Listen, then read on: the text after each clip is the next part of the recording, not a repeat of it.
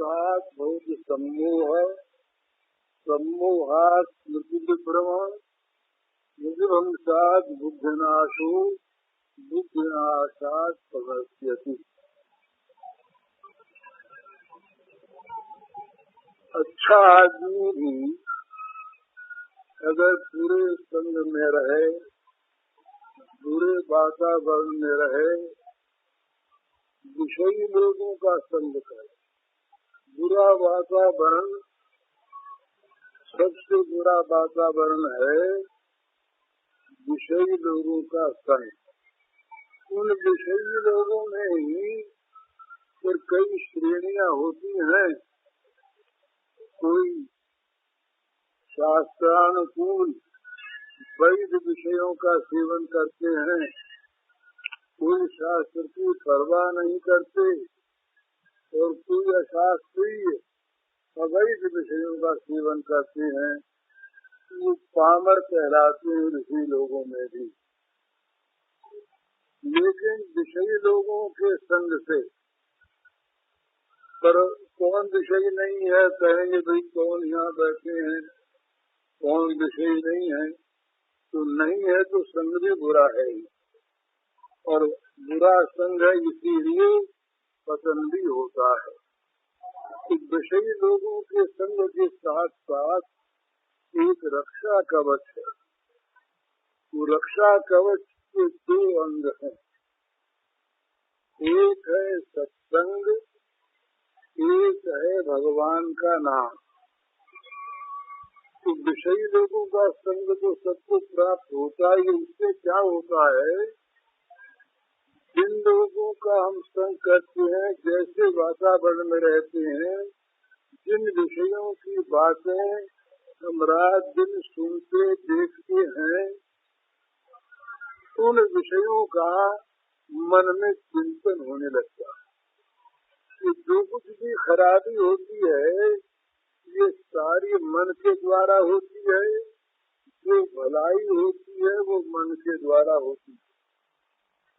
तो मन में जहाँ विषय चिंतन बढ़ा और उस पर प्रतिबंध कोई रहा नहीं, विषय संग के साथ अगर सत्संग भी हो और विषय संग के साथ न सही मन से जीव से भी भगवान का नाम चलता हो, तो भगवान का नाम और सत्संग ये दोनों प्रतिबंधक हो जाते हैं विषय संग का वो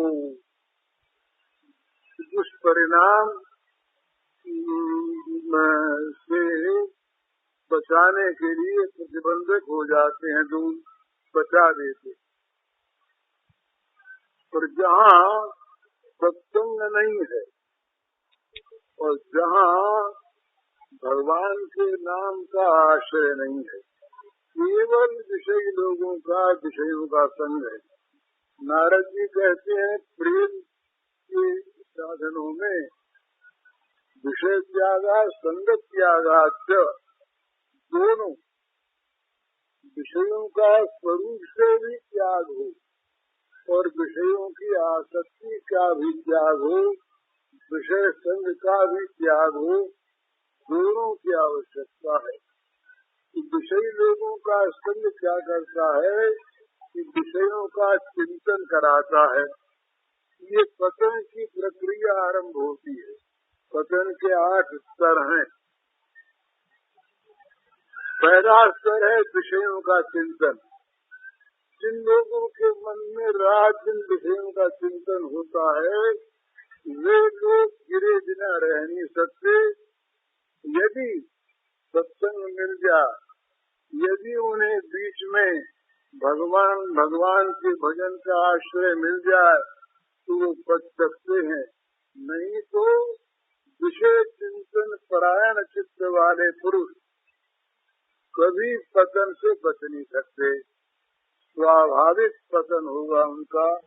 तो विषय चिंतन से क्या होता है, जिन विषयों का हम बार बार चिंतन करते हैं उनमें मन की फंसावट होती है।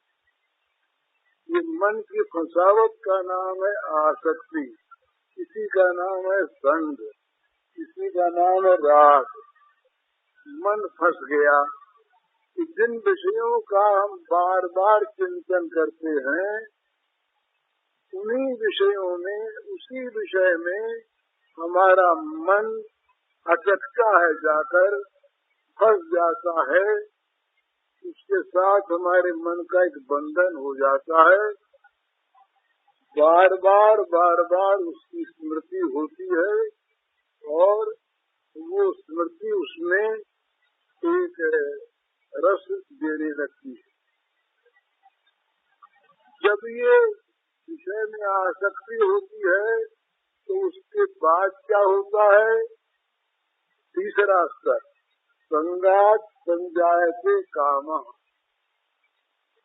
जिस विषय में आसक्ति हुई उस विषय को प्राप्त करने की कामना होती है। पहले हुआ विषय का चिंतन, चिंतन होने पर उस विषय में हुई आसक्ति, आसक्ति होने पर उस विषय को प्राप्त करने की कामना पैदा हो गई। ये तीसरा पतन का लक्षण है। कामना के बाद क्या होता है? कामना के बाद दो स्थितियां होती हैं, दोनों का अगला परिणाम एक सा। कामना यदि सफल होती है तो लोभ पैदा होता है। किसी आदमी ने कोई व्यापार किया, सच्चा किया, तो रुपया मिला, अरे बोले थोड़ा किया, अब की ज्यादा करेंगे और मिलेगा। लोभ में कंजूसी नहीं होती, और लोभ जब जागृत होता है तो मनुष्य के सद्भावों का नाश होने लगता है। लोभ और क्रोध ये दोनों कामना से पैदा होते हैं। कामना सफल होने पर लोभ होता है और कामना पर चोट लगने पर, कामना असफल होने पर क्रोध होता है। कामा क्रोधो भी जायते, कामा लोभो भी जाए। तो लोभ या क्रोध ये दोनों ही पतन के बहुत बड़े हेतु हैं। लोभी आदमी लोभ के आवेश में किसी पाप से बच नहीं सकता। जहाँ लोभ छा जाता है वहाँ ज्ञान ढक जाता है। कामना का स्थूल रूप लोभ है। कामना जब बहुत ज्यादा बढ़ करके और बहुत मोटे रूप को प्राप्त हो जाती है तब उसका नाम लोभ होता है। तो लोभी आदमी किसी भी पाप से नहीं डरता, और क्रोधी आदमी तो आवेश में सब कुछ कर बैठता है। अभी हमारे पास एक सज्जन आए, वो बोले कि दो भाइयों में झगड़ा हुआ और झगड़े में एक भाई ने दूसरे भाई का खून कर दिया और उनका केस चला। तो केस में खून करने वाले भाई, उनके पिता और एक छोटा भाई, तीनों को फांसी की सजा सुना दी गई। अब क्या करें? ये अभी सज्जन आए थे पूछने कि उनकी फांसी चले कैसे। तो फांसी करना तो अपने हाथ की बात नहीं, लेकिन मैं कह रहा था क्रोध जो है इतनी बुरी चीज है कि मनुष्य क्रोध में किसी प्रकार लोभ होता है असुर, तो क्रोध होता है राक्षस। भगवान ने ये आखिरी संपत्ति के 3 रूप बताए हैं, मोहिनी, आसुरी और राक्षसी। काम मोहिनी, लोभ आसुरी है और क्रोध राक्षसी है। तो जब क्रोध या लोभ के वश में आदमी होता है तो उसका सारा साधन, सारी उसकी साधुता, सारा उसका धर्म, सारा ज्ञान विवेक, सब का सब इन दोनों के उदय होने पर लुप्त हो जाता। भगवान ने कहा नरक के 3 दरवाजे जिनसे आत्मा का पतन होता है। त्रिविधम नरकस्येदम द्वारं नाशनमात्मनः कामः क्रोधः तथा लोभः तस्मात् एतत् त्रयं त्यजेत्। ये 3 प्रकार के नरक के दरवाजे हैं। ये नहीं सुन करके सुनी, सुन करके मन में उतारिए। अगर पतन से बचना है, पतन केवल भावों का नहीं होता, क्रिया का पतन होता है और फिर गति में पतन होता है। क्रोधी कामी लोभी आदमी जिन क्रियाओं को करता है उसका फल दुख है, उनका फल अशांति है, उनका फल नरक है। वो यहाँ और आगे वो नरकानल से बच नहीं सकता क्रोधी और लोभी आदमी, क्योंकि उसके अंदर क्रोध और लोभ की मात्रा जब बढ़ जाती है तो किसी भी पाप के लिए कोई भी गुंजाइश आ जाती है। कुछ भी पाप करे, पाप से भय उसे नहीं लगता।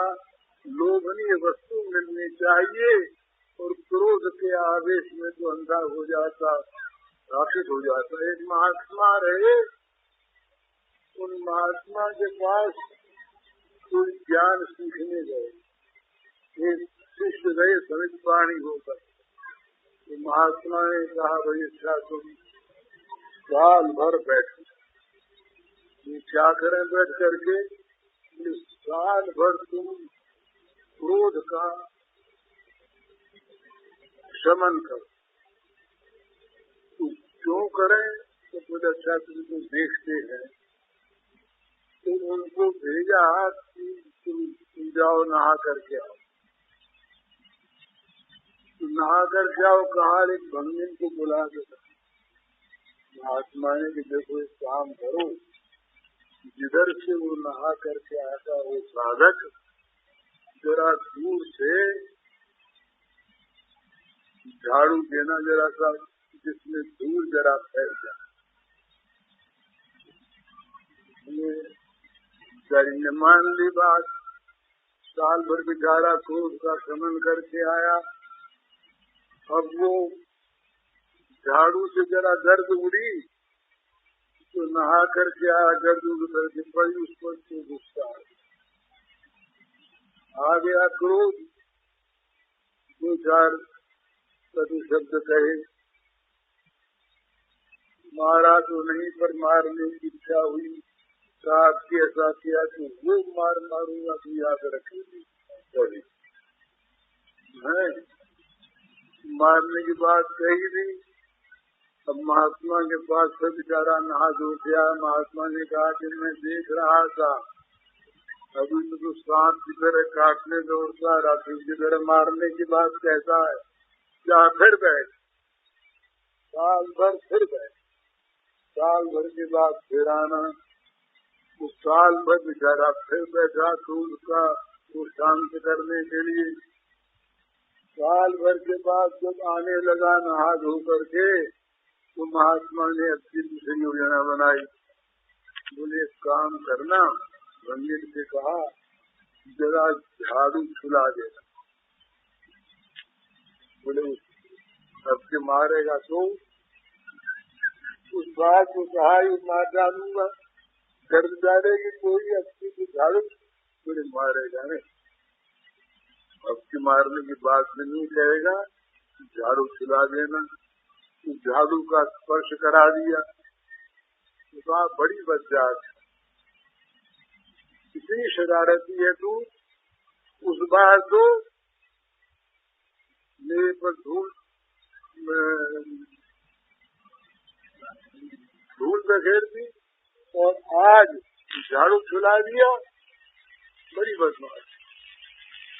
दूसरा बात कह के रह गया, मारने की बात नहीं कही, बच्ची गाड़ी भी नहीं दी।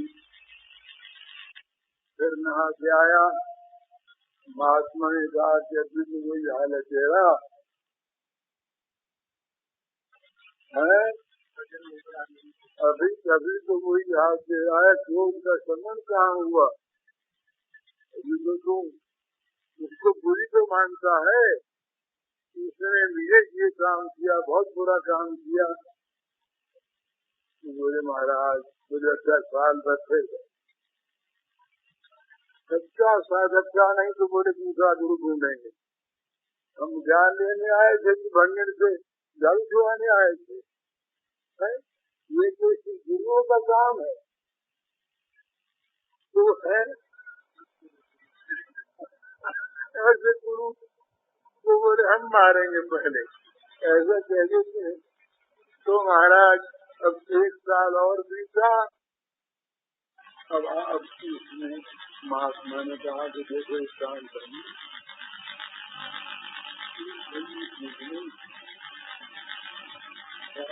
पूरा गंदा नहीं, टोकरी भरी हो, वो टोकरी उसके ऊपर उलेलते हैं।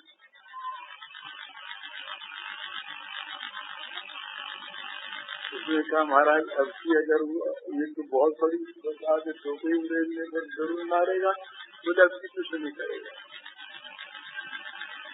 तो वो आ रहा नहा करके बड़े उत्साह से, और भंगे में आकर के टोकरी उड़ेलते आते, मैया तेरा उत्साह में कैसे होगी? कहने मेरी साधना में सहायता की, मेरा दोष निकलता कैसे अगर तुम मेरी परीक्षा न करती? कहने मेरी परीक्षा 2 बार की और तीसरी बार तूने मुझे निहाल कर दिया, आज मुझे छोड़ नहीं। तो मैया तूने मेरी परीक्षा की, अब मैं सिद्धार्थ हो गया, गुरु जी के पास गया, गुरु जी प्रसन्न हो गए, बोले आज तू योग्य हो गया, आज योग्य हो गया। तो ये क्रोध भरा हो हमारे अंदर, लोभ भरा हो हमारे अंदर, काम भरा हो हमारे अंदर, और हम चाहें कि हम ज्ञानवान हो जाएं और हमको भगवान का प्रेम अभी प्राप्त हो जाए, ये आकाश कुसुमवत बातें हैं हमारे, होता नहीं। तो कैसे पतन होता है? कामना से क्रोध पैदा हुआ या लोभ हुआ, उससे क्या होता है? क्रोधात् भवति सम्मोह।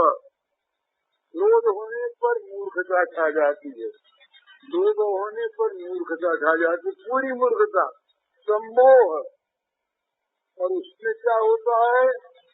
सम्मोहा स्मृति विभ्रमा, स्मृति दृष्टि हो जाती है, क्या करना क्या न करना कुछ नहीं याद रहता।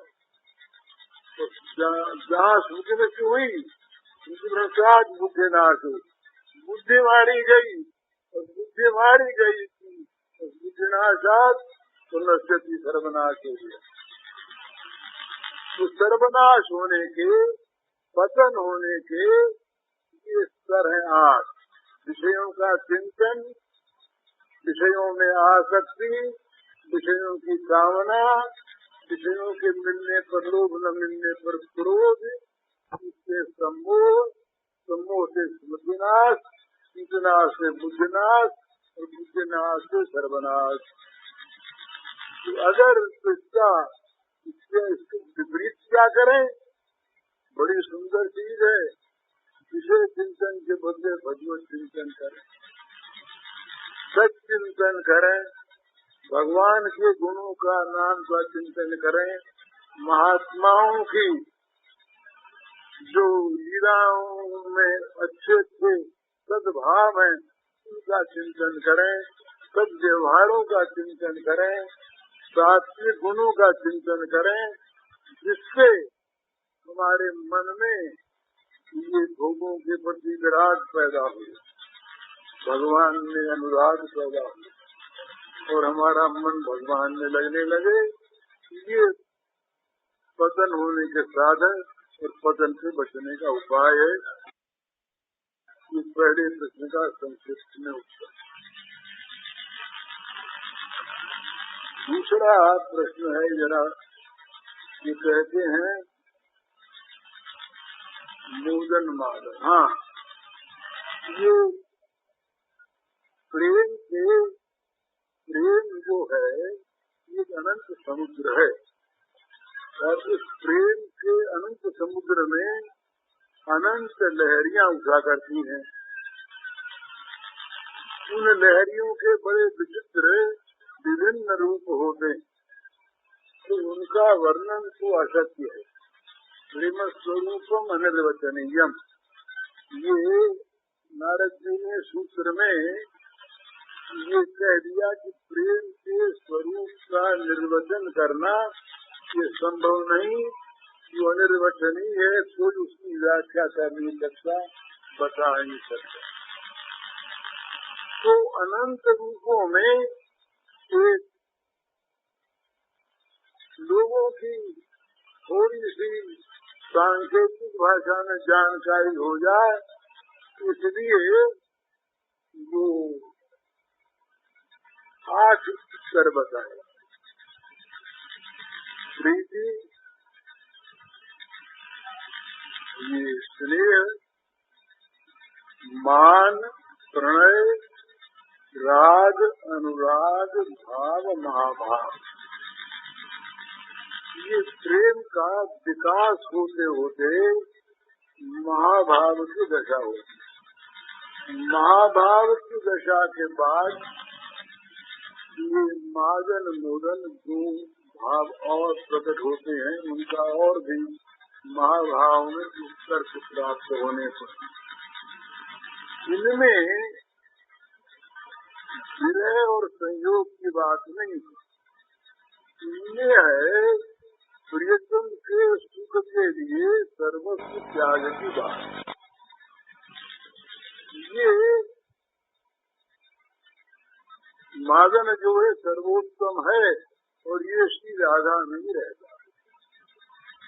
राधा के सिवाय अन्यत्र इसका निवास बहुत कम। तो मादन भाव में प्रियतम के सुखेच्छा की पराकाष्ठा है। वो अपने लिए सुनाया था मादन भाव का एक लक्षण कि वो राधा कहती हैं कि ये भगवान तो दूर चले गए, अब उनके विरह में मेरे हृदय में आग जल रही है। वो आग बड़ी भीषण है, उस अग्नि की गर्मी मेरे श्वासों के द्वारा बाहर निकलती है और वो गर्म गर्म श्वास जो हैं ये हवा में मिलते हैं, तो हवा उत्तप्त हो जाती है, गर्म हो जाती है। वो हवा गर्म कहीं मेरे प्रियतम के वो कोमल कलेवर में लग न जाए, इसलिए मैं उनकी तरफ न जाकर और भी दूर भाग जाऊं, जिससे मेरे प्रीतम इस संताप से बच सके। ये मादन जहाँ पर हर तरह से अपने सुख का सर्वदा परित्याग प्रीतम के सुख के लिए, ये मादन भाव चैतन्य महाप्रभु के लिए लिखते हैं कि उनकी गंभीरा लीला में केवल ये नहीं था। असल में क्या है कि ये बड़ी विचित्र चीज है, भाषा से समझ में आती नहीं, होने पर ही समझ में आती है, तो समझ में आई हुई बात कही जा सकती है। ये विरह और मिलन शास्त्रीय भाषा में विप्रलंब और संभोग, संयोग और वियोग, ये दोनों प्रेम सरिता के दो तट हैं। रतिशास्त्र में इन दोनों को रति माना है, दोनों स्वतंत्र रतियां। रति होने पर भी दोनों में प्रियतम का संयोग है। एक में बाह्य संयोग है, एक में आभ्यंतर संयोग है। तो ये जहाँ आत्यंतिक प्रेम का प्रादुर्भाव होता है, वहाँ आत्यंतिक वियोग की संभावना ही नहीं, वियोग होता ही नहीं। वहाँ वियोग की लीला होती है, वहाँ वियोग से रसास्वादन होता है। रसास्वादन के लिए योग का वो स्वरूप प्रकट होता है, रसास्वादन के लिए। इसलिए नहीं कि योग हो गया, तो वो अभी मैं लाया नहीं। उद्धव के साथ जो मुकांगनाओं के संवाद हैं, उन संवादों में विरह दुख से अत्यंत कातरता की बात गोपी कहती। गोपी इतनी विरह कातुर है, आतुर है, उसमें 8 महाभाव पैदा हो जाते हैं। भगवान की विरह में वो क्षीणकाय हो जाती है, मर तक जाती है। पर साथ ही गोपियों के भावों में ये भाव आते हैं, वो कहती है कि तुम्हारे जो हमारी आंखें तुम्हारे पास है नहीं, तुम हमको श्याम वियोगिनी बता करके और योग सिखाते हो। योग उनको सिखाओ जहाँ श्याम का संयोग न हो। हमको नित्य संयोग नहीं, उनसे कभी भी श्याम सुंदर का वियोग होता ही नहीं। तो वो जहाँ पर वियोग की लीला होती है, बड़ी सुंदर बात, वहाँ एक ताप उत्पन्न होता है, और ताप जहाँ विशेष होता है वहाँ रस पैदा होता है। अग्निराप है कि नहीं? अग्निराप, जब बड़ी जोर की उष्मा होती है तो वर्षा आती, अग्नि से जल की उत्पत्ति होती है। जब ये विरह ताप अत्यंत बढ़ जाता है, भगवान का विरह ताप, उस ताप से एक मिलन के अंदर रसधारा फूट निकलती, और उसके पहले ही उस ताप काल में ही स्मृति रहती है। स्मृति न हो तो ताप हो किसका? इसी के स्मृति में ताप की संभावना है। अमुक मुझसे बिछुड़ गया, अमुक का वियोग हो गया, तो वियोग की जहाँ पर कल्पना है वहीं पर स्मृति की आवश्यकता है। स्मृति के बिना वियोग ठहरता नहीं, इसका वियोग। और जहाँ स्मृति है वहाँ संसार के और पदार्थ हैं, वो स्मृति होने पर वह आ नहीं सकते।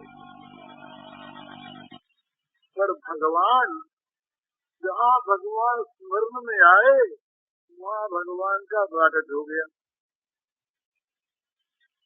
तो विरह में क्या होता है, ऊपर से तो कोरा कोरा और अंदर रसीरस, ऊपर से आग जलती है, अंदर रस की धारा बहे।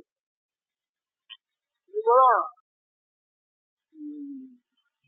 क्या है,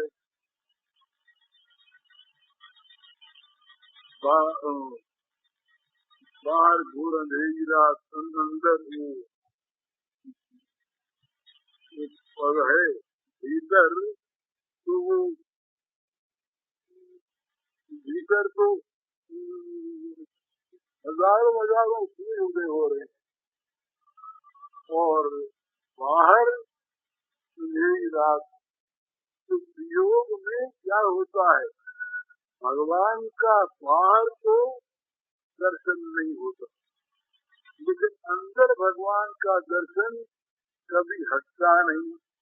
इसलिए चैतन्य महाप्रभु की गंभीरा लीला में जहाँ आंसुओं की धारा नहीं बहती, आंसुओं के फव्वारे की, चैतन्य की गंभीरा लीला का वर्णन आता है और वहाँ पर चीज का इतना पठार खा गए थे, वो रोते थे, उनका रोना पर उस रोने के साथ साथ स्मृति होती बड़े दूर। तो संयोग वियोग ये दोनों भगवान के प्रेम की वो धाराएं हैं। और जैसे भगवान ने एक साथ विरोधी धर्म गुण रहते, इसी प्रकार प्रेम में भी योग संयोग रूपी ये विरोधी धर्म एक साथ रहते।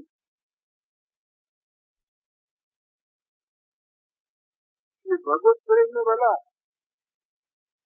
जगत के प्रेम में कुछ नहीं है, तो जगत का प्रेम प्रेम ही नहीं, वो तो निम्न कोटि की नरकों में ले जाने वाली भोगा शक्ति, वो प्रेम नहीं, वो प्रेम नहीं। प्रेम तो होता भगवान में है और कहीं प्रेम होगा नहीं, तो भोगा शक्ति होती। और जहाँ प्रेम है वहाँ भगवान, प्रेम ही भगवान है, भगवान ही प्रेम है, उनमें परस्पर अभिन्नता है। तो जहाँ भगवान है वहाँ परस्पर विरोधी धर्म गुण एक साथ रहते हैं, इसलिए वहाँ संयोग वियोग दोनों रहते हैं।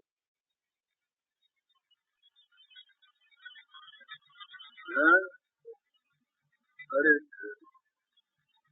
टाइम हो गया अभी से,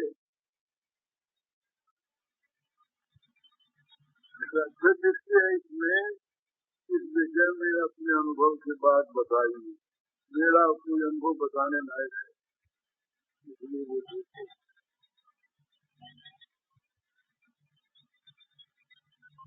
की दशा पामर प्राणियों को भी प्राप्त हो सकती है क्या? पामरों को तो नहीं हो सकती, अगर वो पामर भी साथ साथ रहना चाहते हैं और सिरे की दशा भी प्राप्त करना चाहते तो नहीं हो। पर जहाँ भगवान के सिरे की जागृति होगी वहाँ पामरता रहेगी, वहाँ तो सारी दैवी संपदाएं सेवा करने को आ जाए। भगवत प्रेमी की सेवा दैवी संपत्तियां करने को आतुर रहती है। जहाँ भगवान का कोई प्रेमी मिले, जहाँ सेवक मिले, वहाँ ये दैवी संपत्तियां लुभ लुभ कर जाती हैं। किसी प्रकार हमारी सेवा ये स्वीकार करें, हम धन्य हो जाए, तो पामरता रहेगी नहीं। मन में भगवान का प्रेम उत्पन्न करो। प्रेम उत्पन्न करने का साधन क्या है? भोगा शक्ति का क्या है? त्याग के बिना प्रेम नहीं होता, भोग जगत के प्रेम नहीं। ये बात प्रेम को ध्यान रखने का। अब ये पद है, ये क्या है? वही दोनों बात, राधा के साथ भगवान का कभी योग होगा। वृंदावनम परित्यज्य पादमेकम, वृंदावन को छोड़कर एक पैर भी भगवान नहीं गए। कौन से भगवान नहीं गए? वृंदावन वाले भगवान नहीं गए।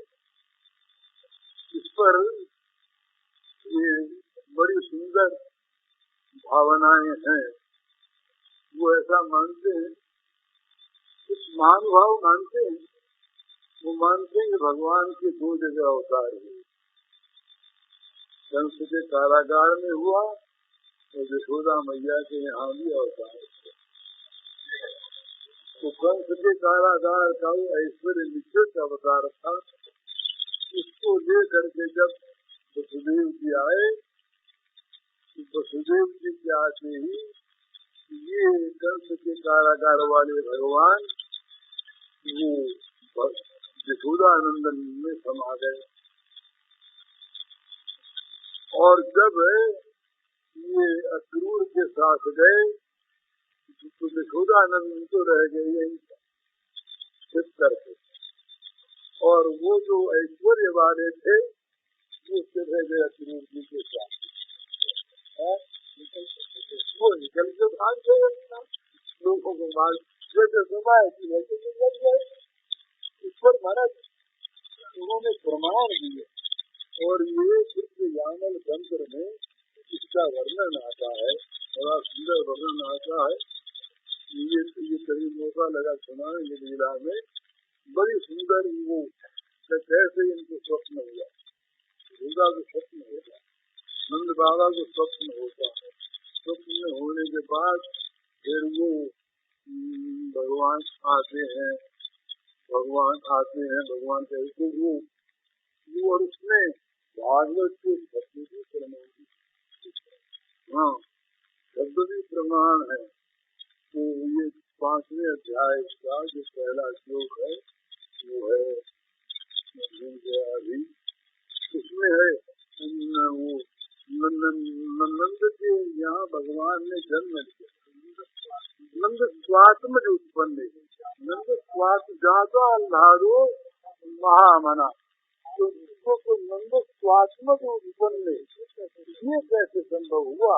अगर ये कह देते कि नंद ने आत्मज माना, वहाँ से आया, अरे जब व्याजाजी को रोकते थे, सुखदेव जी को रोक सकते थे कि ऐसी कविता न बना सके। वो नंद के आत्मज उत्पन्न हुआ, ये बात कैसे करें?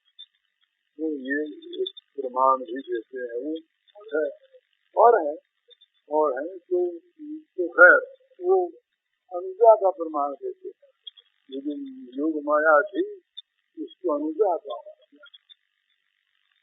तो खैर इसमें जैसे ये नित्य साथ है, ऐसे योग में इनकी वो लीला होती, जहाँ एक योग की लीला करती है राधिका जी, वहाँ अखिल शक्ति होता है, वहाँ मरना सन्न, वहाँ अपनी मृत्यु के बाद देखती है, और वहाँ का एक सुंदर भाव है। एक सज्जन लिखते हैं वो पद सुनाओ, तो वो श्याम सुंदर गए। श्याम सुंदर के जाने के पश्चात श्री राधा जी सखियों में बैठी हैं, अत्यंत जरातुरा हैं, और सखियों से एक अनुरोध, सखी तुम इतनो करियो कान, मेरे मृत शरीर की याद भी करियो गति ललान, सखी तुम इतनो करियो कान। मैं बची तो नहीं थी, मेरे तो प्राण निकल गया, पर प्राण निकलने के बाद मेरे इस प्राणहीन शरीर की सब की ऐसे क्या गति हो, तुम उसको क्या करो? लोग जला देते हैं, फिर मरने को जला देते हैं, या बहा देते हैं, या गाड़ देते हैं, ये तो करते हैं। तो वो अनुरोध करती, बड़ा सुंदर भाव कहती है, सखी तुम इतनो करियो काम, मेरे मृत शरीर की याद भी करियो गति ललाम, सखी तुम इतनो करियो काम। सखी तुम इतना काम करना मेरे मृत शरीर की, जैसे मैं बता रही हूँ इस प्रकार से सुंदर गति करनी, ललित गति करनी, प्राणाधिका सखी तुम सदरी मंत्र दीजियो कान। कृष्ण नाम यति मधुर सुनइयो जब करें ये प्राण सखी तुम इतनो करियो काम। प्राणाधिका सखी तुम सदरी मंत्र दीजियो कान। कृष्ण नाम यति मधुर सुनइयो जब करेंगे प्राण सखी तुम इतनो करियो काम। सत्य प्राण निकलने लगे। तुम मेरी सत्या मेरी प्राणाधिका हो, तुम मेरी भी बात को मानोगी, तुम मेरी प्यारी हो तो तुम सत्य कर। जब मेरे प्राण निकलने लगे तो मेरे कान में मंत्र लेना। मंत्र क्या?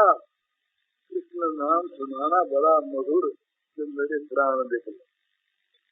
उसके बाद मरणोत्तर भी कृष्ण नाम की अमित मधुर धुन करियो। मरणोत्तर भी कृष्ण नाम की अमित मधुर धुन करियो।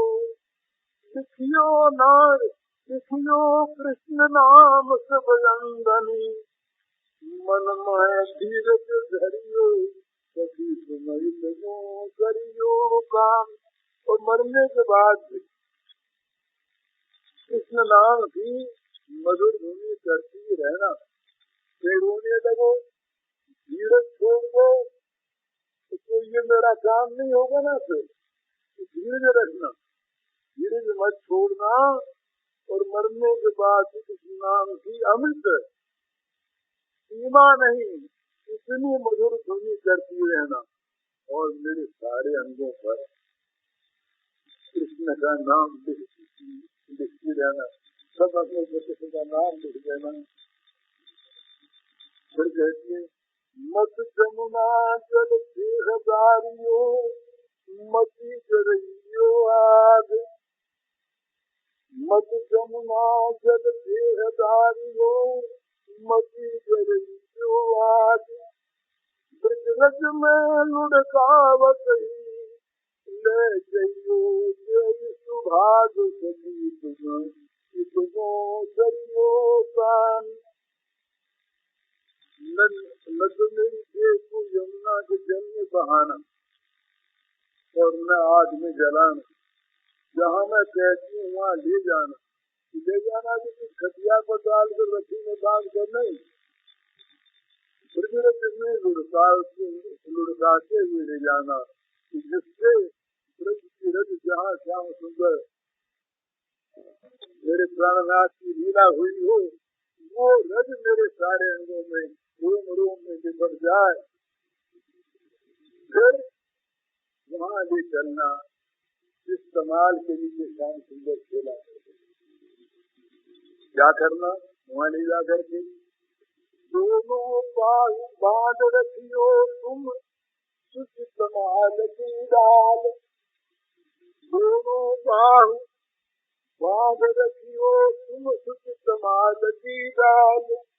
कृष्ण परम अति रुचिर परस करी संत हो निहाल सखी तुम इतनो करियो काम। कमाल का जो वृक्ष होता है ये कृष्ण का श्याम वर्ण होता है, इसका रंग कृष्ण का रंग होता है।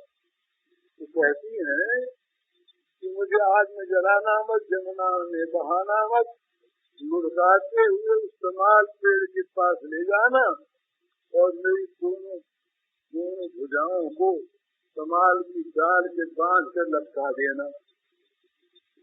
जिससे क्या हो कि मेरे हाथों का स्पर्श कृष्ण वर्ण कमाल से उतारे। कृष्ण वर्ण वो श्याम वर्ण है ना, तो शाम की याद दिलाने वाला। तो मेरा अंग मेरा शरीर उस कमाल के कृष्ण वर्ण का स्पर्श करके निहाल हो जाएगा। फिर कहती है प्रतिदिन सपन भी आय देखियो पावन उषा काल, क्रीड़ा भूमि श्याम की रजड़े, कीजियो भाल सभी तुम इतनो करियो काम। रोज सवेरे सवेरे आकर के श्याम सुंदर की क्रीड़ा भूमि में संभाल लिया करो। ठीक तो लटक रहा है ना। और उस लीला भूमि, उस क्रीड़ा भूमि के रज लेकर के रोज रोज मेरे मस्तक पर, उस शव के मस्तक पर तिलक कर दिया, रोजे लगा दिया करो। सुखद श्रवण मधुनाम सुनइयो, कृष्ण कृष्ण अभिराम, कृष्ण कृष्ण को कीर्तन करियो, जिस नित्य ललाम, सखी तुम इतनो करियो काम। रोज वहाँ करके वहाँ की धूल मेरे मस्तक में लगाने के बाद मेरे दोनों वहाँ मेरे दोनों कानों में बड़ा मनोहर, बड़ा सुंदर, बड़ा मीठा कृष्ण कृष्ण नाम सुनाना। और फिर श्याम कृष्ण सब के घूम घूम कर और कृष्ण नाम का कीर्तन करना। रोज मुझे ललाट मुख उर पे लिखियो, प्रियतम को प्रिय नाम। एक दिन पहले लिखा हो तो नहीं कर जाना। तो रोज रोज सारे अंगों की बात मैं नहीं कहती, मेरी भुजाओं पर, मेरे ललाट पर और मेरे वक्षस्थल पर और मेरे मुख पर, इन चार स्थानों पर मेरे प्रियतम का प्रिय नाम ये रोज लिख दिया करो। और तुलसी माल चले पहरियो, हरि प्रिया सुखदा। रोज रोज तुलसी की माला क्यों प्रिय है? ये हरि प्रिया इसलिए प्रिय, और कोई पुण्य की बात नहीं है। ये मेरे प्रियतम की प्यारी है, इसलिए इसकी माला मेरे शव के गले में पहनाना। इतना कह करके फिर कहती है, सबो जो प्रियतम प्रतिकारन से उन वृंदावन आवे। आ जाए कहीं उनके मन में आ जाए, गए मथुरा। कभी सबो जो प्रियतम प्रतिकारन से उन वृंदावन आवे, जरस परस संजीवन पावत, देह प्राण पुन छावे, सखी तुम इतनो करियो काम। अरे कहा दिया जमुना में तो बह गया, न जाने कहाँ जाएगा, कौन जल के जीव खा जाएंगे, जला हो जाएगी। एक आशा की बात। तो आशा की बात क्या है? ये मेरे प्राणनाथ का जो स्पर्श है, तो मेरे प्राणनाथ का जो सबके सामने भी आ जाना है, ये मृत संजीवनी जैसी है। तो कभी यदि श्याम सुंदर यहाँ आ जाए, प्राणनाथ आ जाए कभी किसी कारण से, और कहीं इस शरीर से उसका स्पर्श हो जाए उनका, तो कहीं इनके सामने आ जाए, दर्शन हो जाए, तो संजीवनी मिल जाएगी। तो मेरे देह में प्राण आ जाए, मेरे देह में उस मुर्दा देह प्राण आ जाएंगे। इस प्रकार याद की मैं पुनी जीवन धन को सजत देख जो पाऊं। इस प्रकार एक बार फिर मेरे प्राण आ जाए और मेरे जीवन धन को मैं फिर देख पाऊं, तो अब की बार चरण पकड़ी लाखों नित सन्निधि करिए जितने मनाऊं। अब की बार चरण पकड़ करके और पास में रखने छोड़ूंगे नहीं, मैंने कैसे मनाऊंगी। तो सही इतना काम करना जिससे ये मेरा शव को पवित्र होता रहे और आशा रहे कि श्याम सुंदर फिर मिल जाए। हो गया समझ। 22 जून